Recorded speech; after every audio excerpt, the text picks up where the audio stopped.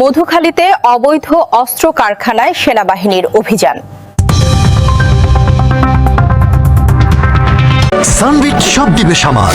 Sunbit magic press dishwashing এর মাথা ঘোরানো সলিউশন। স্পেশাল করেসপন্ডেন্ট আশিস শাহের পাঠানো ভিডিও ফুটেজ দেখুন। মধুখালীতে অস্ত্র তৈরির কারখানায় সেনা অভিযান, অস্ত্রসহ একজন আটক। ফরিদপুরের মধুখালী উপজেলার ডুমাইন এলাকায় অবৈধভাবে দেশীয় আগ্নেয়াস্ত্র তৈরির অভিযোগে সেনাবাহিনীর অভিযানে একজনকে আটক করা হয়েছে। অভিযানে তার বসত বাড়ি থেকে একটি সিঙ্গেল ব্যারেল পাইপ গান, একটি 12 গেজ কার্তুজ এবং অস্ত্র তৈরির বিপুল পরিমাণ সরঞ্জাম উদ্ধার করা হয়।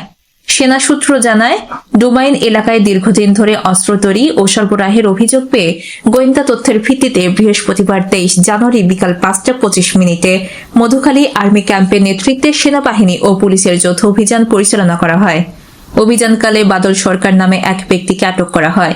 তার বিরুদ্ধে স্থানীয় দুর্বৃত্তদের কাছে অস্ত্র সরবরাহের মাধ্যমে চাঁদাবাজি ও বিভিন্ন অপরাধে সহায়তার অভিযোগ রয়েছে। আটক ব্যক্তিকে উদ্ধারকৃত অস্ত্র ও সরঞ্জাম সহ মধুখালী থানা পুলিশের কাছে হস্তান্তর করা হয়েছে। তার বিরুদ্ধে অস্ত্র নিয়ন্ত্রণ আইনে মামলা দায়ের করা হয়েছে এবং ঘটনার সঙ্গে জড়িত অন্যান্যদের শনাক্তে তদন্ত চলমান রয়েছে। সীমা আক্তার, চ্যানেল 7, ঢাকা।